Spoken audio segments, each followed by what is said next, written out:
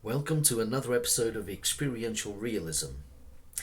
I have promised to post more content about lucid dreaming previously, but I'm afraid it's going to have to be put on the back burner for the time being, as something theologically pressing has come up.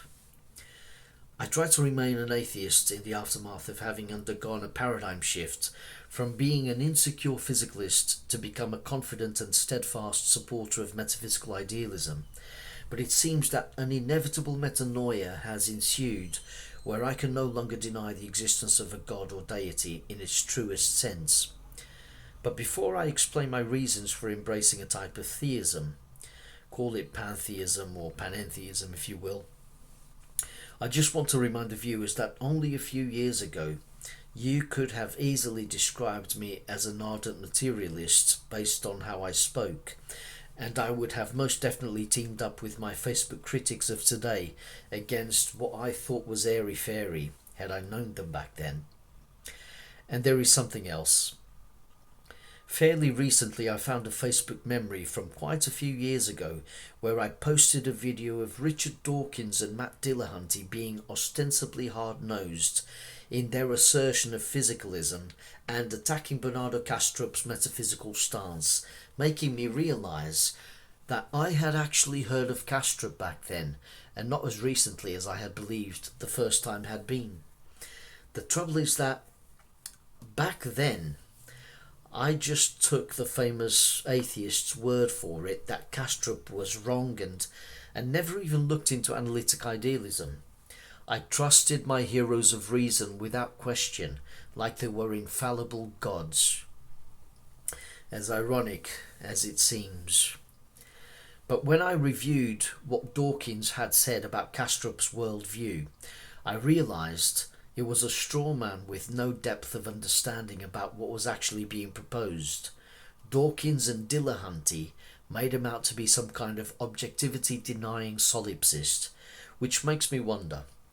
Either Dawkins deliberately strawmanned Kastrup's argument to reassure his audience that atheism and physicalism is the way, which is also convenient for Dillahunty as a political activist against the idea of theocracy in America, or Dawkins was being presumptuous, ignorant and dismissive about what another academic proffered. Both possibilities are egregious for someone of Dawkins' calibre. Another thing I'd like to point out is how anti-idealists like to sometimes bring up thermodynamics when attempting to make a counter-argument whereby entropy supposedly undermines or destroys the all-mind scenario. But I believe the Neoplatonists have already dealt with the entropic nature of our universe with a metaphysical plausibility which most likely influenced F. H. Bradley's absolute idealism and actually makes a lot of sense. As I've mentioned before on this channel, our universe is a finite derivative of an infinite pleroma as evidenced by our anthropic perspective, and for that reason lacks sufficient information to sustain its animate and inanimate objects indefinitely. As its energy is in constant flux, it tends to be chaotic, as expressed by atomic decay and the constant mortality churned out by the process of Darwinian evolution, where living organisms struggle to self-preserve. So, of course, our world presents itself as entropic and chaotic on a classical level, as it apparently follows certain laws. It's precisely the behaviour one would expect of a world which is platonically akin to a shadow of a more perfect reality.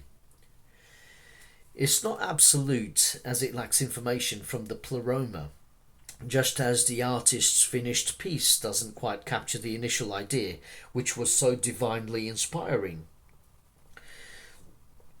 And just as Kastrup states that the human brain is the extrinsic and partial appearance of a human mind from a second or third person perspective, the quantum realm with its superpositions is similarly the partial and extrinsic conceptualization of the pleroma by limited minds. Call it the Platonic realm, a la Michael Levin, if you will. Call it a more complete and divine realm where ostensible paradoxes, as we see them, begin to be reconciled. But the point is that the entropy of our universe isn't sufficient to subvert idealism, especially when we already have people like Donald Hoffman making GTA analogies where this cheap headset, as it were, is amongst many other headsets created by conscious agents emanating from the One, or source consciousness, for the sake of play. One can already see Plato's influence here, particularly where his proverbial cave is concerned. And the point is that I wouldn't disagree with scientists and their empirical observations, or even the advances in engineering. All of that, as I see it, is perfectly congruous with the idea that reality is entirely mental in nature, and this view shouldn't be seen as appealing to magic. After all, minds exist, consciousness is real, and we have to contend with it. What should have seemed magical to Democritus, an early proponent of atomism, is the idea that mind is epiphenomenal and derived from matter. But somehow his thinking inspired the materialism of the Enlightenment, which was used to undermine the influence of the Church at the time. Little did Democritus know that reality would turn out to be weirder than the world of indivisible marbles, so to speak, that he envisaged. With the advent of quantum physics, many scientists realized that the nature of reality seemed to favor the Platonic picture over Aristotle's. And now we're at a point where we can go as far as saying that consciousness is simultaneously primordial and ultimately the only reality, as the quiddity that moves to produce the illusory appearance of physicality and materiality. In other words, all appearances that seem to be apart from the observer are part of the dreaming happening within consciousness, and consciousness is like a god, and some would say it's God itself. When we see that it can even dream itself to be various different perspectives occurring simultaneously.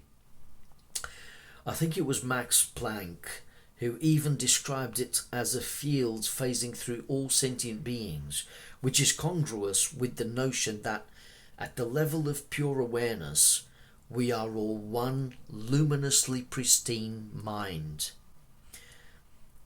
Because it makes sense to me, I have no problem with being described as a monistic idealist by others. This is probably the most profound realization. We are existence, and existence is eternal. It's hard to imagine that the opposite is the case. I cannot conceive of a time when nothing existed, just like I find the idea of an absolute beginning and an absolute end counterintuitive, as to regard such a nihilistic notion impossible. A cosmic existence ex nihilo, the picture of a single universe popping into being from an absolute nothingness devoid of perceived space-time, sounds like magic. Somehow it makes more sense that an eternal substrate transcending chronological time is the case, and it's consciousness. This view solves the problem of infinite regress and gets rid of the contradictory and oxymoronic notion of an existent non-existence prior to the Big Bang. Hence the idea of a multiversal sea of possibilities for an infinite number of transient universes, or even Sir Roger Penrose's cyclical cosmos theory, as being more feasible than an absolute point of origin that is devoid of any existence, no mind, no space, no time. As my Facebook friend Andy Bernard pointed out, if there was such a thing as an absolute true state of nothingness, there would be nothing now. Nothingness does not exist. Unquote. And here is where the nihilistic strong atheist has problems, because his creator is definitely one that doesn't exist, and yet we are expected to believe that it caused the Big Bang, and moreover, apparently we meet this god of oblivion at death, according to their absurd eliminativism. Suddenly, the notion of a real god as an omnipotent creator sounds more plausible, and I would still assert that a lot of the gods and deities described in mythical narratives actually reflect archetypal aspects of the human psyche, and Carl Jung realized this. And if anyone thinks that the fact that those stories are mythical renders those gods totally fictional and thus devoid of any power or influence in humanity and the world at large, think again. They are super real and can certainly steer the human will, as the psyche is everything, and the action and motifs those personality aspects inspire are so profound and compelling that the conceptual course of events driven by them contains repeatable patterns across time. For instance, the traitor undermines trust, which in turn sows cynicism, which must eventually be overcome by a faith in humanity that reminds us that people can be trustworthy, thus allowing us to take a renewed risk in forming further relationships. When does the betrayal, the cynicism, and the risk-taking in new relationships take place? This example of human interaction, as I've just described, isn't something specifically unique that solely happened at a particular time or on a particular date. No date, no names, no places, and no descriptions of characters or persons were needed to make it sound relatable and real. The scenario of betrayal and momentarily losing faith in humanity only to regain it happens all the time. It has repeated itself like a sine wave in the course of human history, in myriad locations and wearing myriad faces.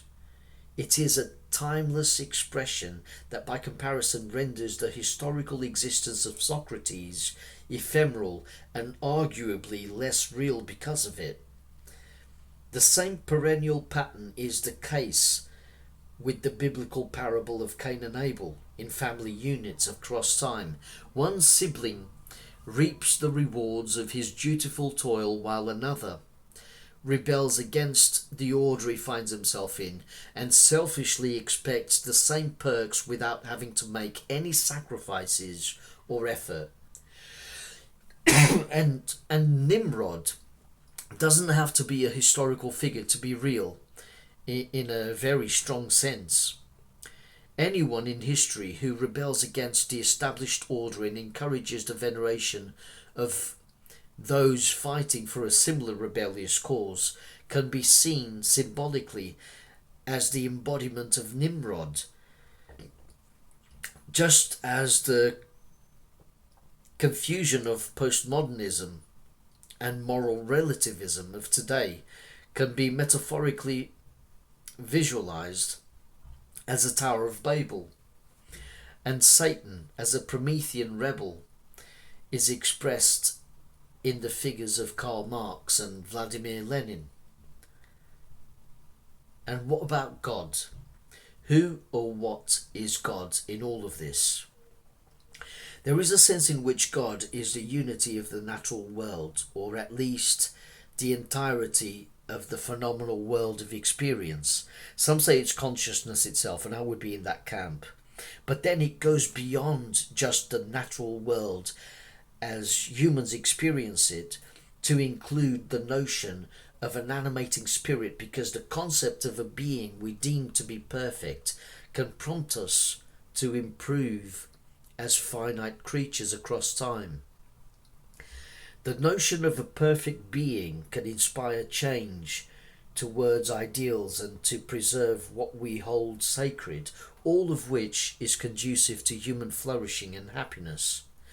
In order to aim for grace, you must already know it in some sense. There is a calling, and Mother Nature speaks to you all the time. If you are looking for God, look within. It's nameless, but it can adopt many names. Try the infinite, of which your life is a fractal.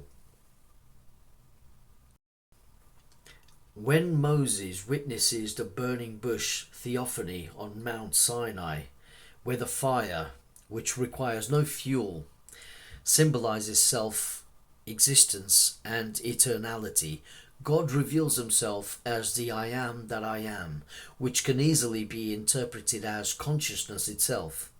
But there is a further interpretation within that revelation which invokes conscience, what lets us know right from wrong. And within that, a calling to further manifestation towards the good. Hence, to a human being, God is also the I will be what I will be.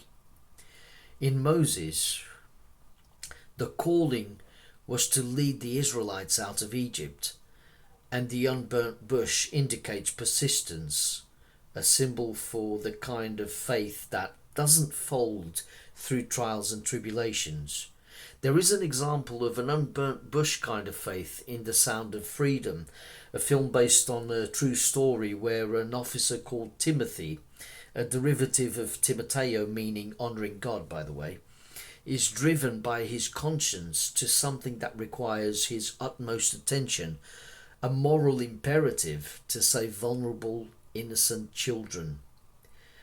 The actor Jim Caviezel, who plays Tim Ballard, the founder of Operation Underground Railroad, an anti-sex trafficking organisation, was visibly moved by the role he played, and he is undoubtedly an unwavering man of faith.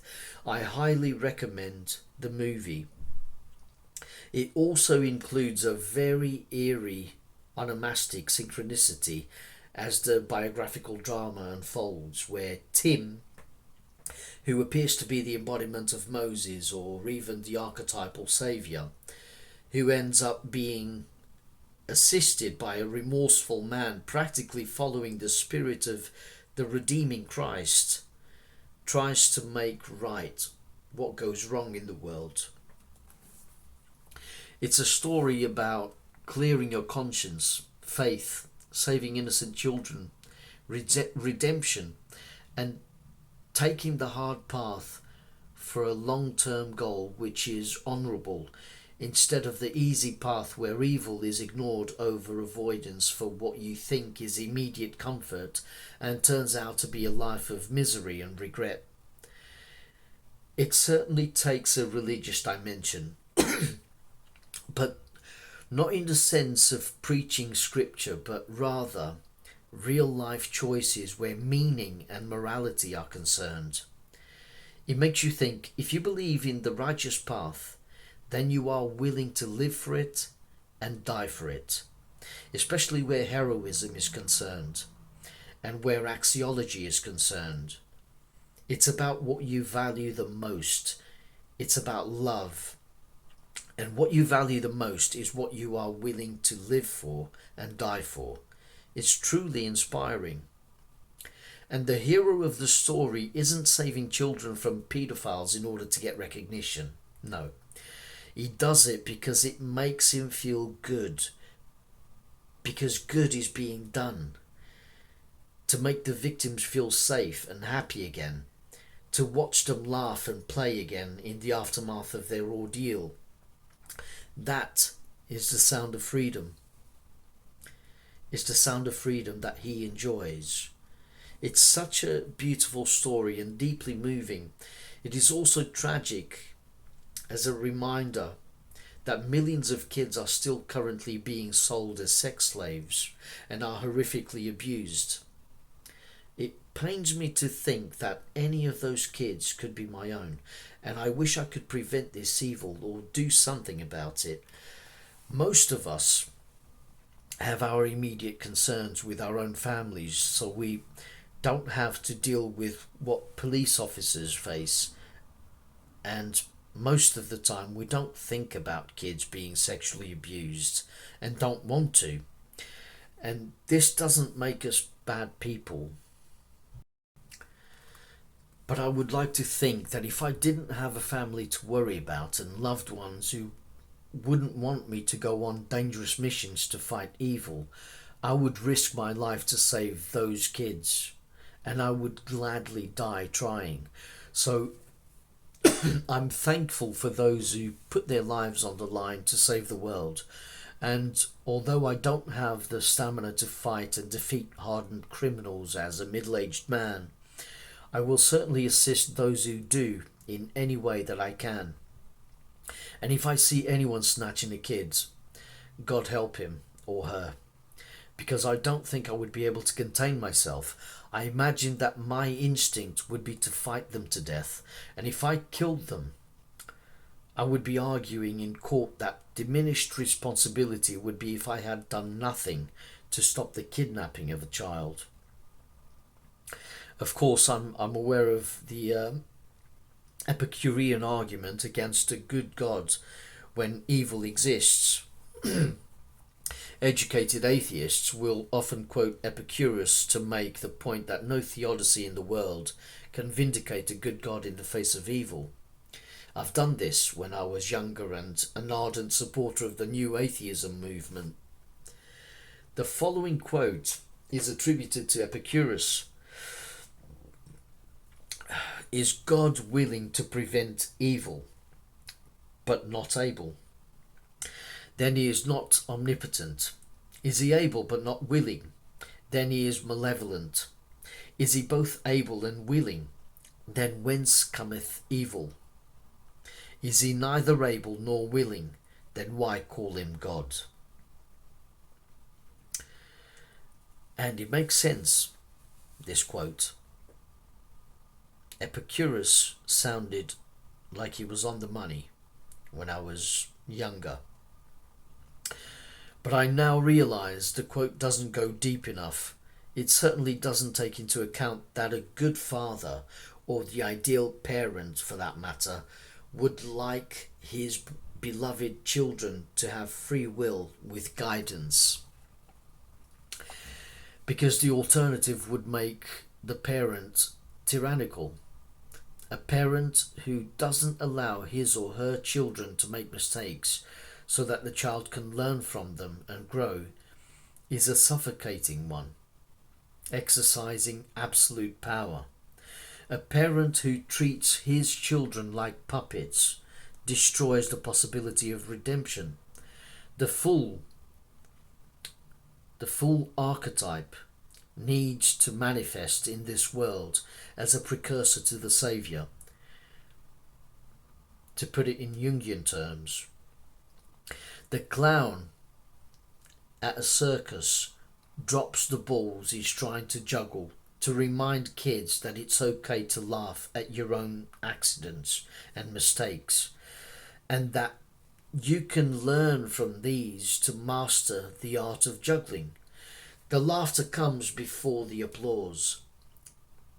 The Epicurean reasoning also fails to take into account the theory that we live in God's imagination, where evil can manifest in this world as a result of God knowing the concept in his omniscience. How else are you supposed to know good if you don't know evil? And there is an oniric analogy that reinforces this theological possibility. Good people can have nightmares or even imagine a plethora of evils and worry about how bad things could get. The concept of evil exists in our heads, and this alone isn't sufficient to judge us as necessarily evil by default. Just because you come to know a concept, it doesn't mean that the concept necessarily defines you. Thoughts also don't define us because they come and go. while your consciousness remains the same as a constant awareness. It's redolent of Adi Shankara's non-dualistic idealism, where the clay pot analogy is invoked.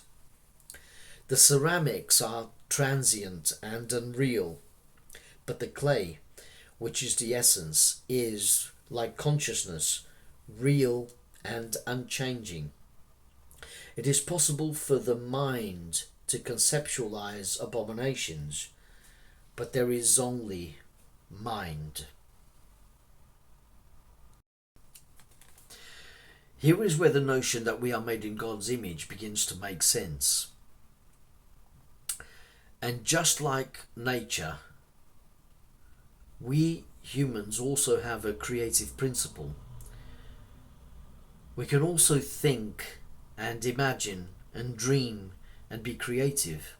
In Hinduism, we are like drops in an ocean of infinite consciousness known as Brahman, and we are Brahman being the Atman. And if that's true, which is practically a theological idealism, then why bother praying or talking to God if we are God in the first place? If God is everywhere and everything, and ultimately there is only God, why refer to him in the third person, one might say? I would say that God is more than just a person and transcends all concepts, in fact. And there is a sense in which God is ineffable to the human mind. And it's absolutely fine to pray and talk to God, even if it's you and beyond you. Because God, as I've realized, does in fact speak to us, and sometimes we just have to learn how to listen. There is a sense in which there is a God apart from you, but it's also you. It's absolutely everywhere. And I've come to realize this by paying attention. And I've been noticing lots of synchronicities, which I will come to in a minute. Everything that we perceive is speaking to us and telling us something, not necessarily in words. And I discussed this recently with Professor Philip Clayton, and I think he was right in pointing out that there is non-verbal communication going on between the mind at large, or Godhead, and, say, personal minds. So God can speak to us non-verbally. So it can speak to us not necessarily in words, but feelings, emotions, and thoughts. Those are examples of communication that can occur in the mind. It tells you something. It always informs you about something. The snake in the jungle speaks danger to the monkey who freezes, and he freezes up or decides to fight it at its peril. And just by saying that the snake speaks to a monkey, it brings to mind the biblical narrative of Adam and Eve and the snake in the Garden of Eden. It's all metaphor, but it's quite meaningful. So, the monkey freezes up or decides to fight it, depending on how the snake speaks to him. And the latter decision can bring peril. The human who experiences a synchronicity can hear God speaking. sometimes through an eerily meaningful and strikingly appropriate song on the radio, or sometimes through a film or TV program. God, as it turns out, can have many voices and many faces and manifest as many personal minds. So God is to us that type of communication. The information of the world is the world itself, and it's also us, because everything begins in consciousness. It's where everything can be said to exist. So God is us and also beyond us. So the drop can speak to the ocean and vice versa. And the sea of interconnectivity is the mind of God. The water is consciousness. In Vedanta, God as Brahman is the ultimate unchanging reality, and the Sanskrit word often employed to describe its nature is saccidananda, which means existence, consciousness, and bliss, all in one. This nature, which is the Buddha nature, Buddha being the awakened one in Buddhism, is already inherent in us. It's the subjective experience of absolute pure being. It's irreducible and truly eternal. Physicalists have had it wrong all along, as far as I can tell. The world did not emerge ex nihilo. It is de conscientia, out of consciousness or of consciousness. Consciousness is intrinsically formless and dimensionless. It's the ontological primitive adopting the appearance of form and multidimensionality. This is metaphysical idealism. And the concept of teleology, the moving towards goals, the aiming for imagined results, manifests in consciousness through temporal constructs. And it's useful here to heed Tom Campbell's elaboration of consciousness as an awareness with choice. And it is also a willing, the Schopenhauerian will, the virtue, by virtue of knowing. Some people can even call it a knowing, from which we can also formulate the concept of logos. And logos, apart from being the most important Aristotelian mode of persuasion, is also the faculty of logic, reason, or the word in philosophy and theology, indicative of the ordering principle of the cosmos. To Heraclitus, it was the rational structure of the world associated with truth, and in Christianity, Jesus Christ. And Jesus Christ is still seen by some people as its incarnation. And Jesus Christ is often described as being the way, the truth, and the life. And I think it's also an archetypal symbol for conscience. It's what guides you and lets you know right from wrong. So Jesus Christ is the incarnation of truth, and that truth guides you because it lets you know something. You know about good and evil, which reminds me of how much the Holy Trinity is important in trying to understand the nature of God and the Father, the Son, and the Holy Spirit.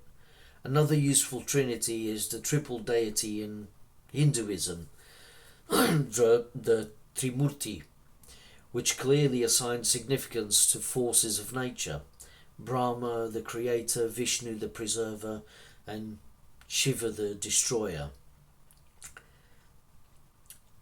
Now, my friend who hosts the Transcendent Psych podcast astutely pointed out that ex nihilo is a theological term meaning that ultimate mind, or source of everything, i.e. God, did not make the world out of something already existing independently. I certainly didn't employ the term in this sense, which I think is based on a misguided interpretation of Scripture, where God is absolutely separate from his creation and conjures it into being out of nothing, as if by magic. I don't believe in this view, and I don't believe in creation ex nihilo, in the sense that physicalistic cosmologists like Lawrence Krauss propose, namely space-time arising out of nothingness. When I say ex nihilo, I mean the literal translation of the Latin term, not necessarily the theological sense. I would even doubt the theological sense of ex nihilo, because I don't believe the world emerged from nothing by the hand of God as a separate entity, as some theistic narratives that invoke chronological time propose. This is precisely my point. There was always something, as nothing refers to non-existence by definition. But one can certainly say there have been illusory appearances and change. The something that has always been is the canvas, as it were, where everything happens. The canvas is consciousness. The canvas is God. You see, we humans see everything as having a beginning and an end, but in the timeless realm of God, there is no such thing. When we are dealing with consciousness, we are dealing with the eternal. There is only the medium of mind, so to speak, changing from an anthropic perspective as the experience of becoming happens coterminous with the experience of the passage of time. In the end, this reality is a spatial temporal story that source consciousness tells itself. The permutations are already an existent potential. Adi Shankara's analogous clay already contains every potential or the infinity of possibilities. So this picture is congruous with pantheism and panentheism. There is only consciousness, and it transcends the appearance of space and time by nature. It is also congruous with one of the laws of thermodynamics in physics. Energy can neither be created nor destroyed. There is no real creation other than how we perceive this universe flowering in linear time.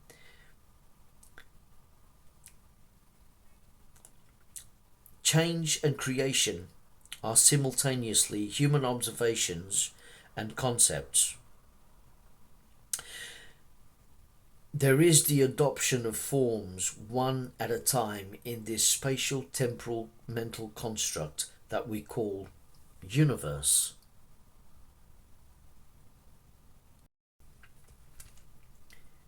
We need to remember that physical bodies are restrictions, perceptual blinkers as it were.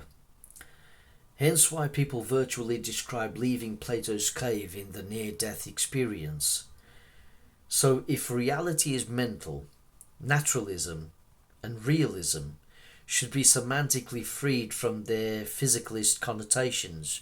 People need to embrace a new normal within idealism. It ought to be an experiential naturalism and experiential realism. This is the reason why this channel is called Experiential Realism. It's a redefinition of what we've taken to be realism for so long, at least since the birth of the Age of Reason, and with the advent of the Enlightenment movement in the late 17th century. In monistic idealism, things are natural the way they are because underpinning the phenomenal world is consciousness, and it couldn't be any other way. Appearances exist de conscientia as opposed to ex nihilo. In fact, my conviction is that the world is consciousness, mundus conscientia. And guess what? It's undeniably real. Which reminds me of how language can corrupt our strongest notions and intuitions about reality, and people can be misguided about seemingly absolute but counterintuitive statements made by the Buddhist community, as well as the world of academia, where scientific experts lack any kind of philosophical training, and they say things like there is no self or there is no ego. Egos don't really exist. I would go as far as saying that human egos are transiently real, in the sense that ego is a compelling identification and something we can talk about, however much we conceptualize it as an illusion. After all, when egos are inflated, their presence is certainly unpleasantly felt in the world, but it's not fundamental. Ego is something that can fluctuate and can seem largely absent when, say, we are engrossed in watching a good movie, like The Sound of Freedom, which made me religiously gripped. My ego was absent, and so were preoccupations with the self, worries about myself. It was the relaxation of ego focus as opposed to ego inflation, where ego is pronounced as when we are physically in danger, like when someone challenges you to a fight. But the real self, which I would emphasize with a capital S, is the one that persists throughout all of that, no matter how much ego fluctuation is going on.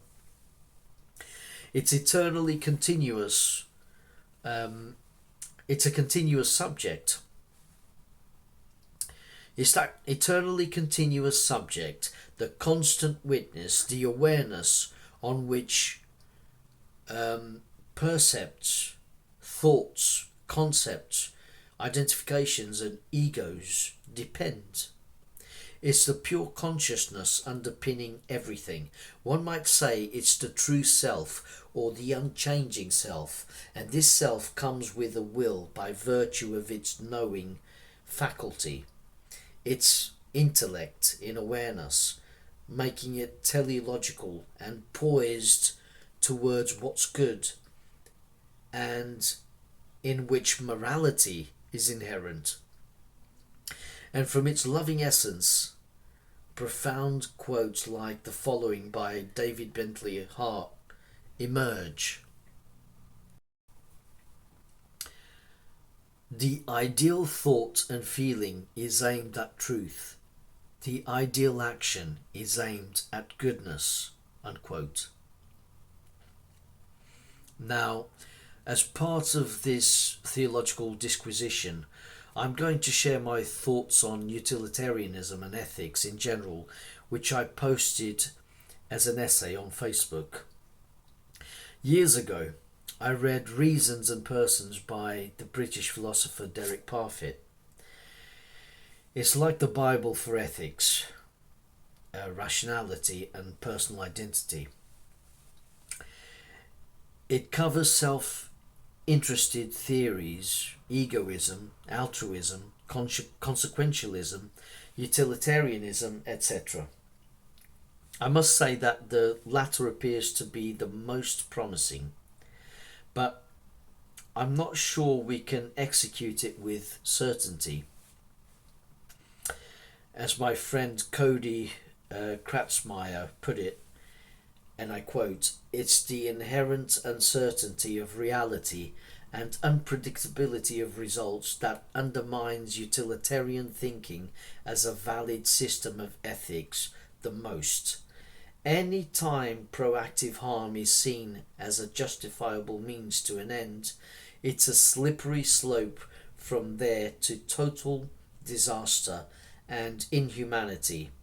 Real-world examples of harming some to save many are rare, and even more rare is the proof that it couldn't have happened without the harm. That means the best system to deal with human error is to minimize harm up front and try to bring up the back end after the fact." Unquote.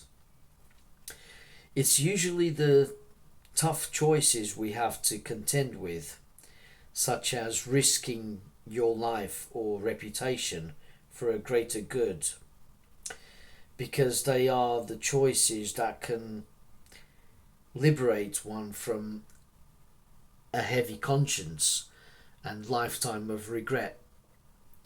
Tim Ballard could have ignored his calling to save children from a sex trafficking ring in favour of a cosy pension, but he couldn't ignore the moral imperative. The selfless tend to engage in sacrifice, and they are undoubtedly the ones who are mostly deserving of heaven. The road to heaven feels like hell, and the road to hell feels like heaven. Why? Because it's harder to build than to destroy. It's easier to fall in temptation than to take the hard road. Seems easier to lie sometimes than to tell the truth, even when we know the latter is liberating and doesn't require a good memory to keep track of what was said, as lies do. Let's have a look at the trolley problem. Most people will say that you should sacrifice one life to save a group of several if those are the only two options. Well, obviously, if the goal is to minimize death in that moment, the group must be saved over the individual. It might even be said that psychopaths are useful if they have no qualms about pushing an obese individual off a bridge to prevent an oncoming train from killing a group of people. But in the trolley problem scenario, it is next to impossible to follow the principle of minimizing the number of deaths when the individual you are being asked to sacrifice for the greater good is a loved one. It is also not clear that psychopaths are morally useful by killing one to save many when one murder of a potentially innocent individual appears to be justified, which compromises ethics itself, and two, the axiology that proclaims the worth of two or more lives always being absolutely higher than a single one isn't just undermined by the differing personalities of the lives in question, but it's also potentially impractical and dangerous when we consider a scenario wherein the life and death choice is between the Manson family and Malala Yousafzai, or a group of Nazis and Mahatma Gandhi. And the problem with the trolley problem and other hypotheticals is that they often lack realistic variables, just as real life often lacks information to make foolproof decisions that are undoubtedly sound and maximally beneficial across time. We can always question hypotheticals and not just about whether or not they would manifest in reality. Are we guaranteed that a fat person will be sufficient to divert a train away from a group of people, or will the train go over the body and still plummet towards the lives we think are useful and not destructive to others? And if the goal is to at least try to use a body to derail a train that would surely kill several, why not use your own instead of pushing someone else off a bridge? At least your body is yours, unlike somebody else's. Perhaps there is a viable line of reasoning to be made here, where suicide is better than homicide in the trolley problem situation. Or in trolley problem situations, I should say. For utilitarianism to be successful, we would need to be sure that we have all the variables necessary to make flawless predictions about the future, and I'm not sure that's possible even with the most sophisticated AI, like the alien Romulus android, a fictitious utilitarian robot helping humans to survive an alien threat. Even the machine can only make predictions based on the momentum of events unfolding and can't bypass the uncertainty principle. In the scenario where people are running from danger, the AI can only begin to make a prediction of probability as to whether they make it or not based on how fast objects are moving, and the accuracy of the calculated result depends on the assumption that the measured velocity will remain constant.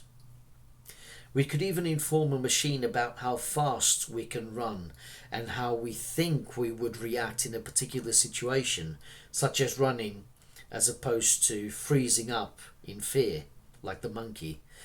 But how we think we would behave and the reality of our reactions when faced with the particular danger in question can be two different things. We can all say that we would hide and protect a Jewish family from the SS in Nazi Germany until we are faced with the reality of something like it, where a gun is pointed at a family member, and if you are found to be lying, the immoral agents will shoot.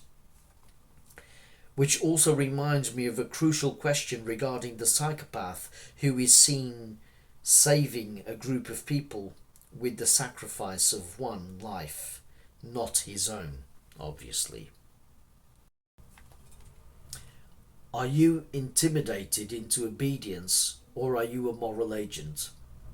Perhaps the psychopath wishes to be seen as a model citizen by a state that measures the value of life solely based on numbers, which is appalling if you think about it. Or the psychopath saves several people without having to kill anyone, not because he cares about the people he's saved, but because he narcissistically wants to be seen as a hero. This last possibility certainly emphasizes intention over action when considering who is truly a moral, amoral, or immoral agent. In one sense, actions do speak louder than words, but it's also true that good intentions can also lead to bad outcomes if acted upon without sufficient information about what's being dealt with. Conversely, a bad intention can lead to a good outcome, which the ill-intentioned then take the opportunity to hide behind.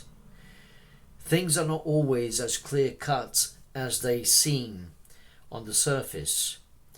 Did President Trump cause those hostages to be released because he's a competent moral agent, or did his careless risk-taking foreign policy result in a serendipitous fluke, which conveniently made a Nobel Peace Prize-seeking narcissist look good? The latter is ostensibly more likely. Intention is everything, and it may be impossible to determine with absolute certainty whether someone is well-intentioned or not based on their actions alone, because incompetent moral agents are possible, and so are competent immoral ones. Intentions can be hidden and miscommunicated.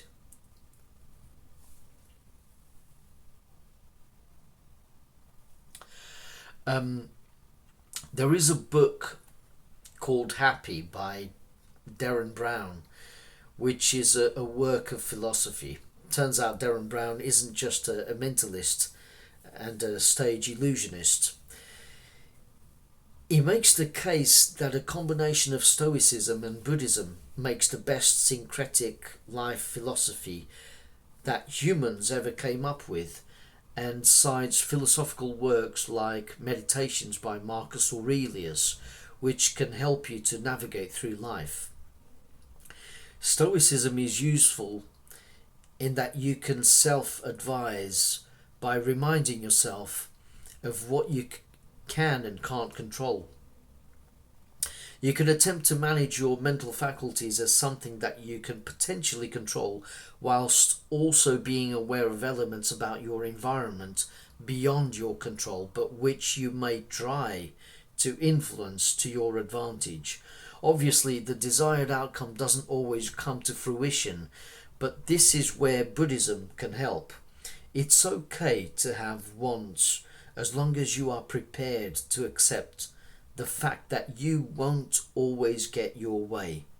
It's okay to like and dislike things, but you may use how you feel to get the best possible outcome as you see it, as long as you find acceptance in what ultimately takes place. In the movie Acts of Vengeance, the protagonist, Frank Valera, played by Antonio Banderas, is beaten up and his family is murdered by some real villains. He survives, but he apparently loses all hope in his grief, especially after he goes to the police and they do nothing about the criminals. They do absolutely nothing about it, apart from making a report. He starts drinking a lot, and on top of that, the villains come back to beat him some more and smash him through a bookshop window when he's unconscious.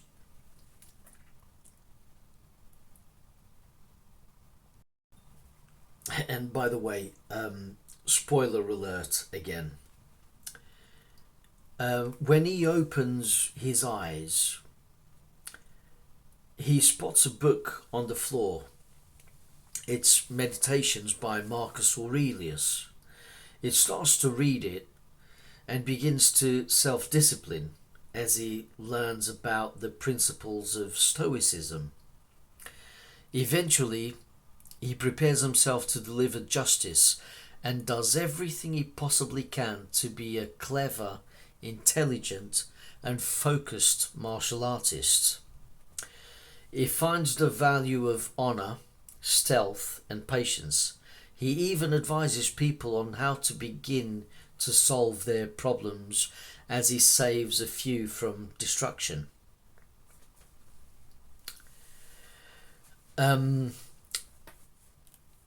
He doesn't just become a hero, but also an ostensibly unstoppable force in the eyes of the criminals. And if he finally makes them all pay before he ultimately faces and slays his dragon, so to speak, an infamous psychopathic villain and leader of the crime syndicate, who turns out to be a wily snake who had infiltrated the police as a mole. The villain is played by Carl Urban, by the way, and his character practically represents the ultimate betrayal as a corrupt police officer, because it's the undermining of a position of trust. So in the end, we have two polar opposites: a heroic man who believes in justice and possessing a strong sense of purpose and right and wrong, versus someone who has no conscience and believes the world has no intrinsic meaning, thus nihilism being the excuse this one needs to do absolutely anything he desires, regardless of how others are affected. Needless to say, spoiler alert, as I've said before, the best man wins, and there is a sense in which he restores faith in humanity with morality, justice, and truth. And what is truth anyway? The very opposite of lies, the opposite of delusions and inaccuracies, that which does not comport with facts or reality.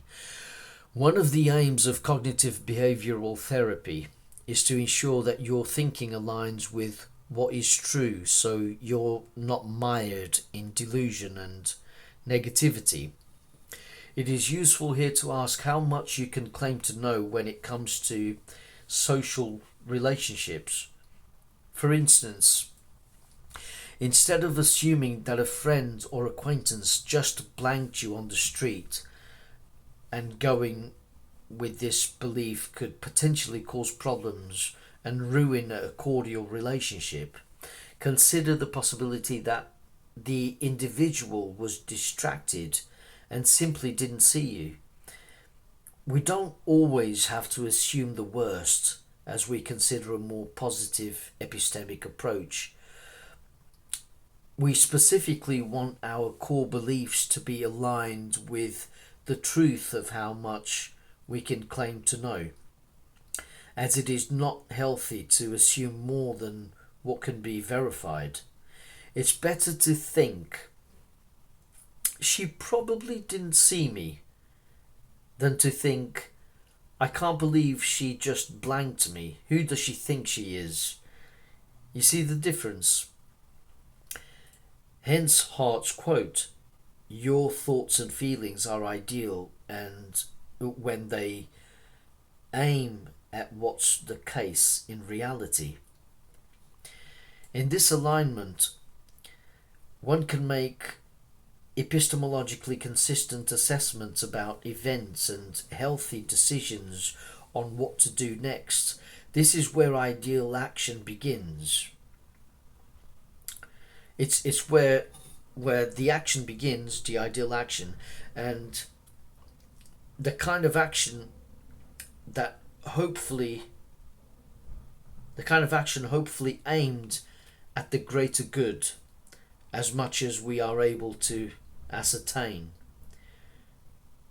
Just recently I spoke about how I can be an atheist in relation to certain concepts of gods or deities which are presented to me. I can't bring myself to believe in something I don't find compelling. If I don't resonate with your concept of God, then I can't possibly bring myself to believe in it. But I'm not an atheist in any strong sense.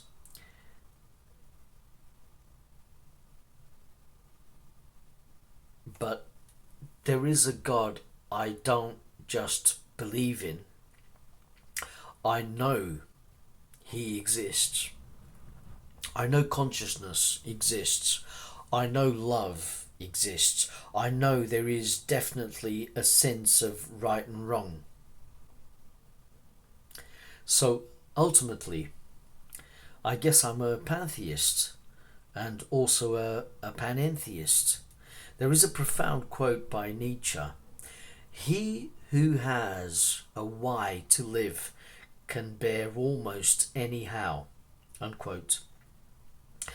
This speaks to what we value and purpose, which is tied to what we are prepared to endure.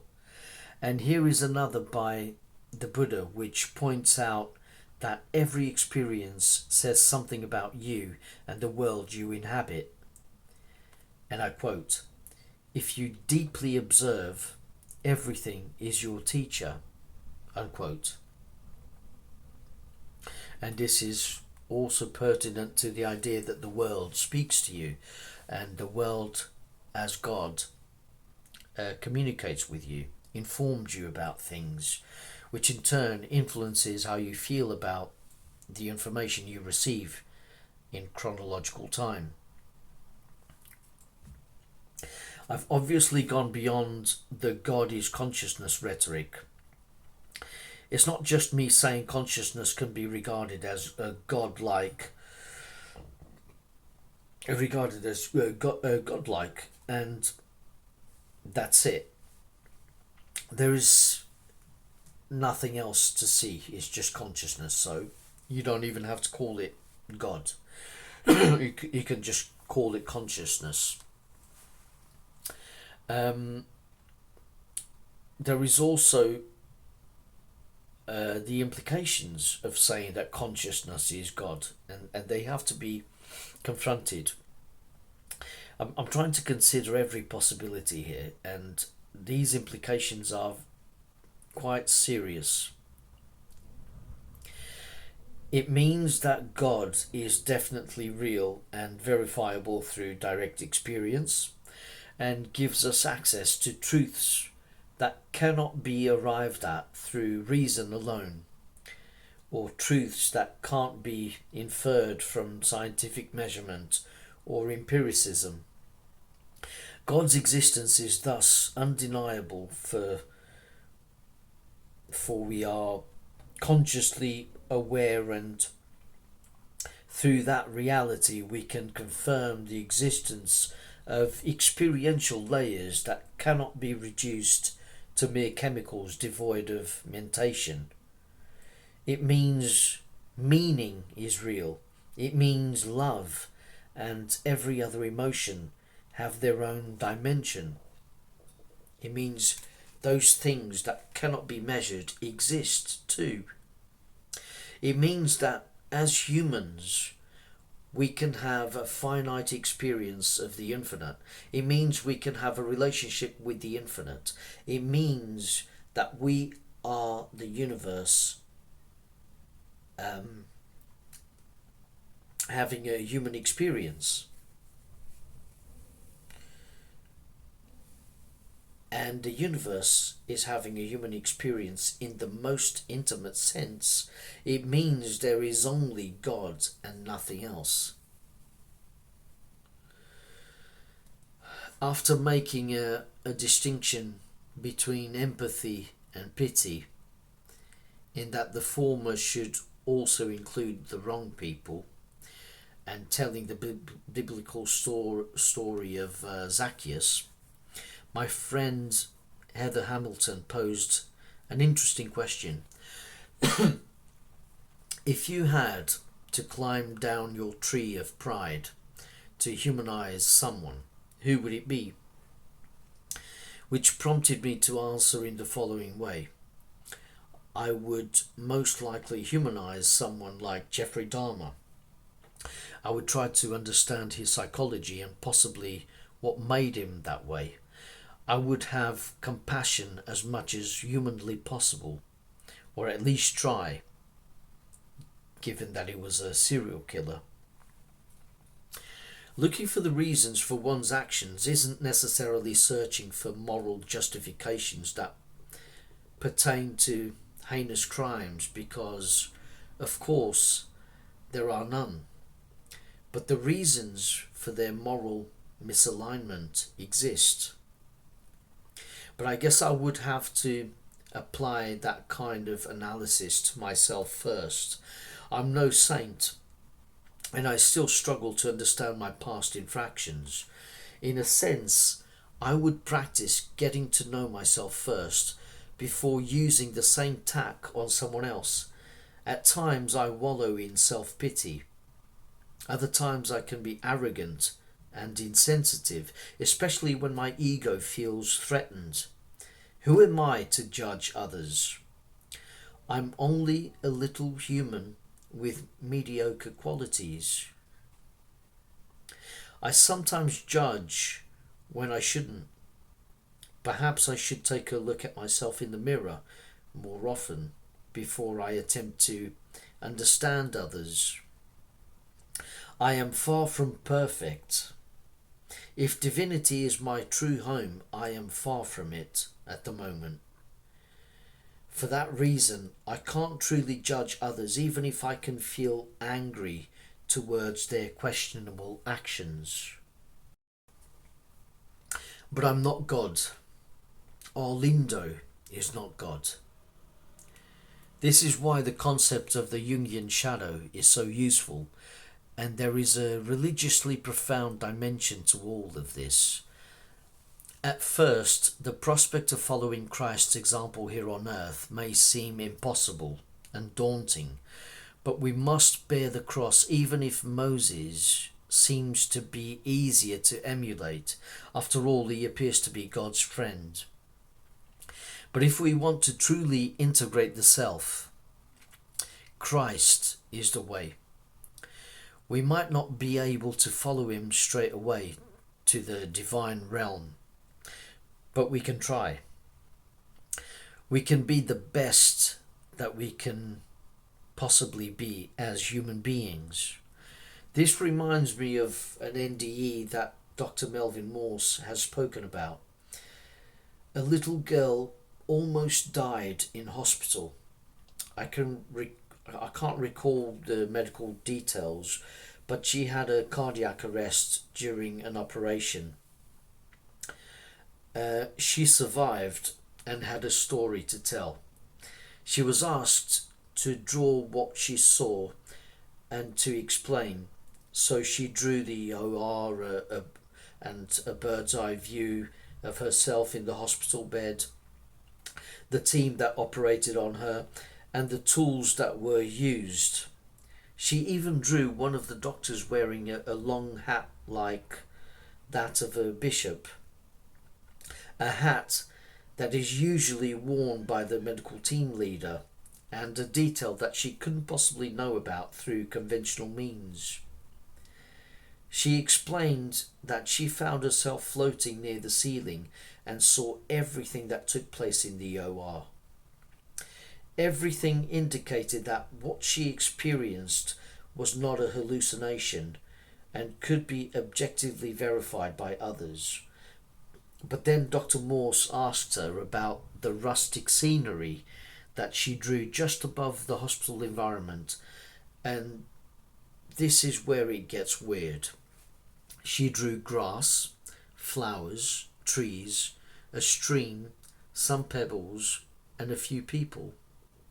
When Dr. Morse asked her to explain, she said it was heaven. "And what is this?" the doctor asked as he pointed at some curved lines. "This is the rainbow that lets me know who I am in heaven," she replied.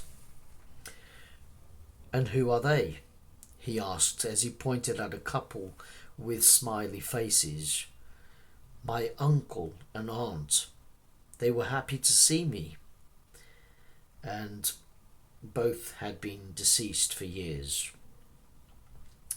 But then the doctor noticed that she had drawn another figure sitting on a log, resembling a bearded man with long hair and wearing a robe and sandals.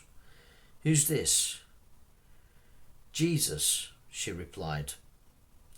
And she had also drawn a door next to this figure.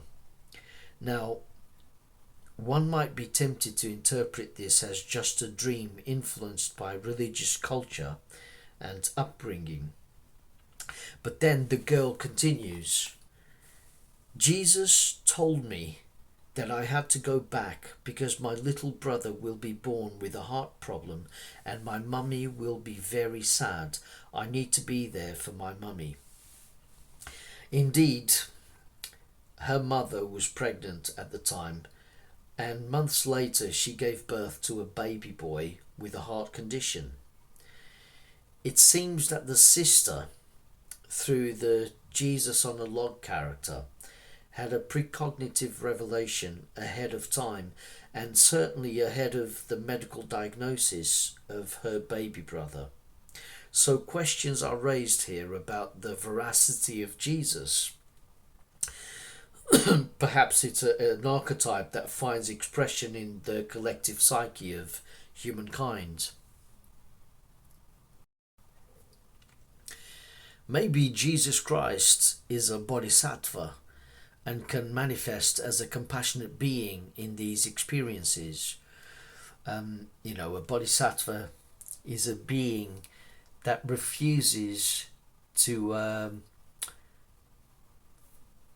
reach nirvana, to remain in the nirvanic realm, and instead chooses to save the rest of all sentient beings. It's a noble cause. Maybe Jesus is like that. I don't know. After all, what the Jesus character communicated was also verified in time. So it would be a mistake to prematurely class the experience of heaven as hallucinatory. It is also possible that the girl was dealing with a higher consciousness, perhaps an aspect of the mind at large, too complex for the human mind to comprehend. So it presents itself as a simplified image which points to its divine nature, and simultaneously something that a child can begin to comprehend. Jesus Christ is good and works in your favour as well as the collective. So it would make sense that Christ is some kind of archetypal figure, part of the collective, and remains there to guide and help others that have just passed, that have gone from handling personal minds to confronting Jung's collective unconscious, or the mind at large, the Castropian mind at large, or something like it, or something even beyond it. Whatever the case, it seemed benign and spoke the truth. When we consider what she reported,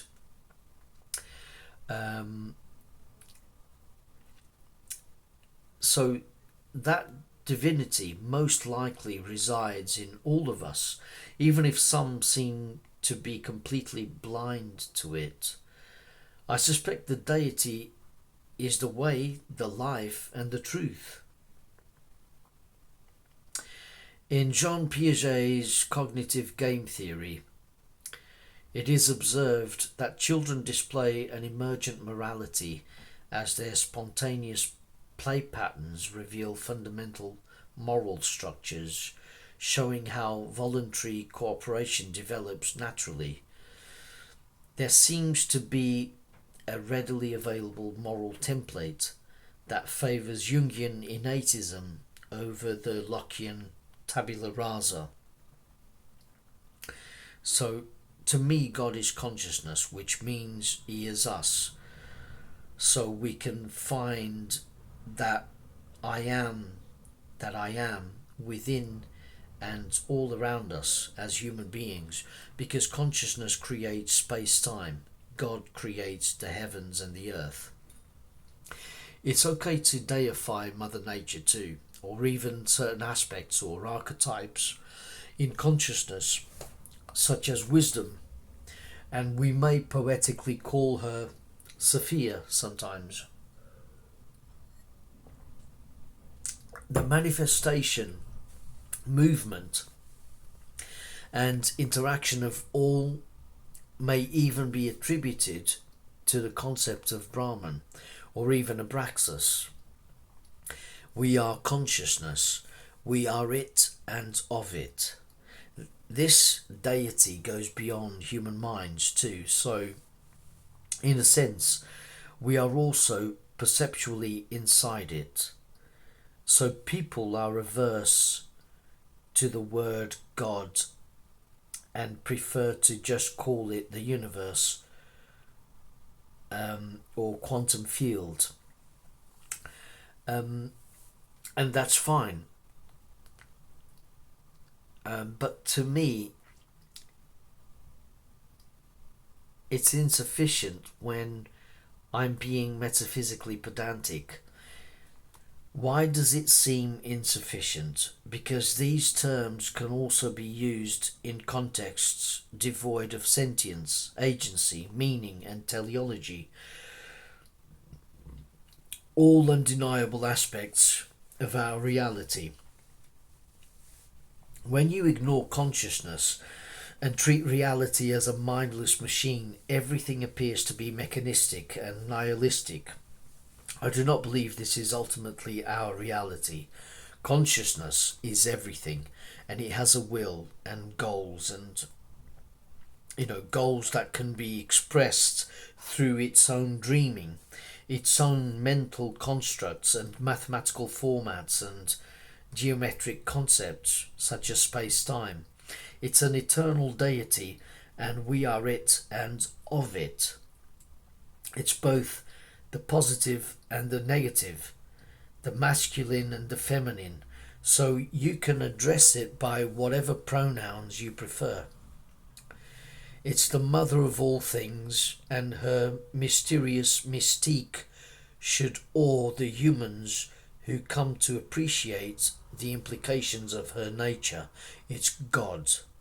It's the goddess.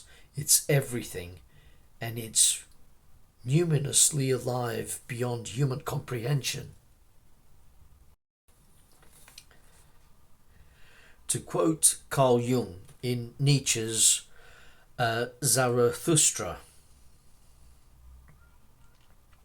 God has never been made. He has always been.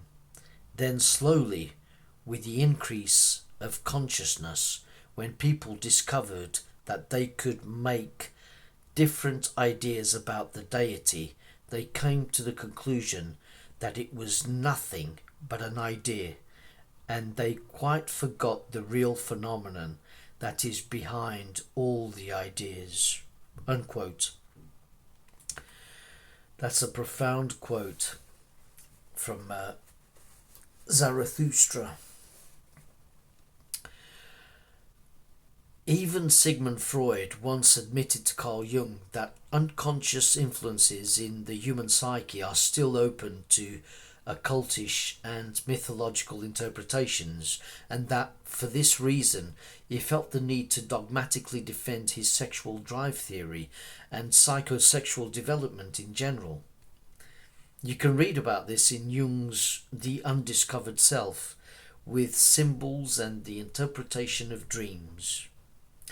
And it's probably one of the reasons why the two fell out. Freud's mendacious intentions speak volumes about the sort of person he was. He was afraid of the occult and didn't want it to be true, taking refuge in materialism. In his case, I suspect he abhorred the idea of an afterlife and feared the possibility of divine judgment. After all, he was a cokehead and a sexual deviant, so no wonder he wanted every motivation to be about sex and wanted everyone to be like him on some level. A kind of psychological projection there, where he gets to be the one who is at least ostensibly honest about our animalistic instincts, whereas most pretend we are noble and special. So if you wish to take the musings of a mendacious psychoanalyst high on cocaine, most of the time, by the way, if you wish to take that person seriously, be my guest.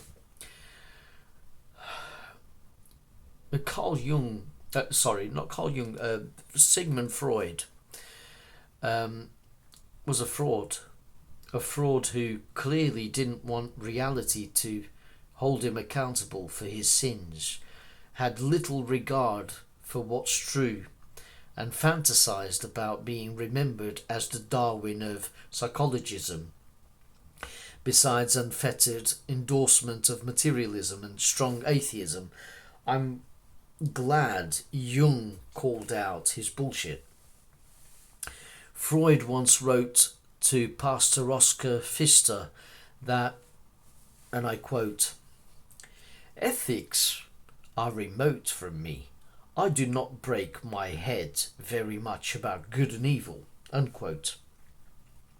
He probably raped his daughter Anna too, and he is practically on record pretty much stating that, in his opinion, most of humanity is trash.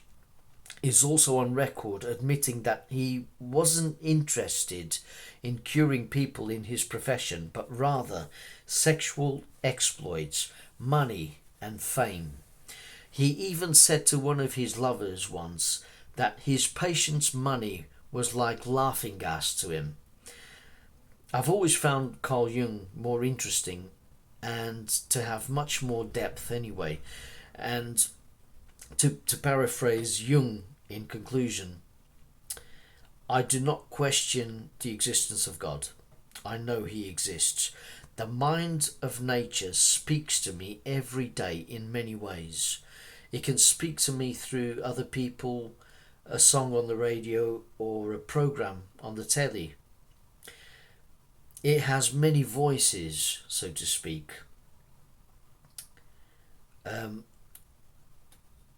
Why is God silent? Some people wonder. God is not silent.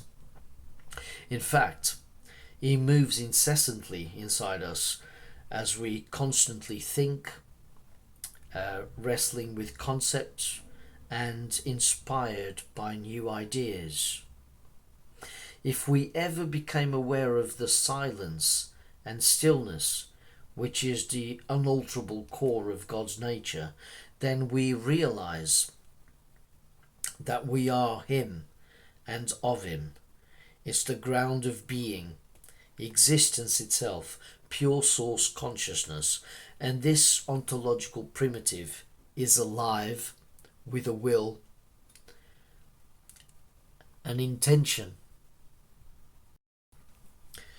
You can think of it as an intentional entity. It's not a person per se, but it's the ground of all persons, of all sentient beings, of all perspectives. And when manifest in chronological time, it is teleological. Morality seems to be about coming together harmoniously, and perhaps it's evidence in itself of our connection with some telos.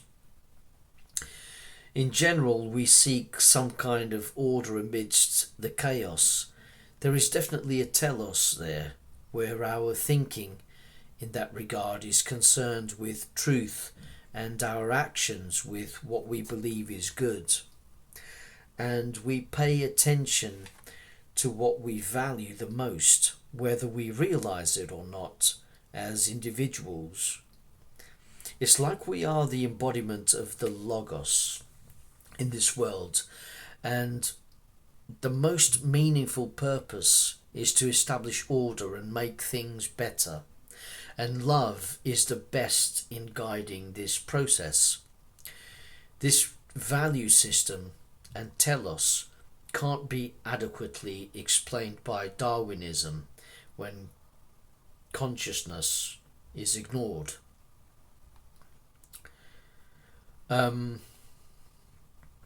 Unless consciousness is taken seriously, our teleological behaviour will continue to elude us.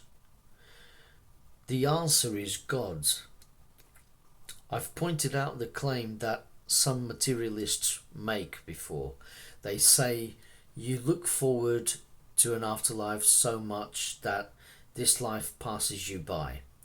And for some Islamic cults, eschatology is everything. What matters is the next world. But the argument works both ways, of course. One can also argue that nihilism devalues life, and the material conception of the afterlife can provide an emotional sense of freedom from the hardships of life. Like W.H. Auden's Death's Echo.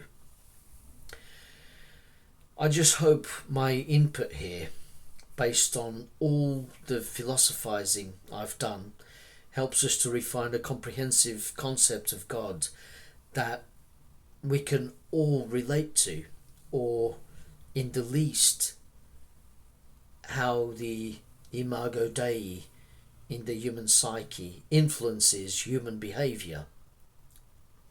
The imago Dei being a psychological concept of God and how it may influence humanity, even if it remains a pure mystery, making God ultimately ineffable. Hence, the ancient Delphic maxim urging us to tackle that mystery, the mystery of who we really are. The maxim, know thyself. So,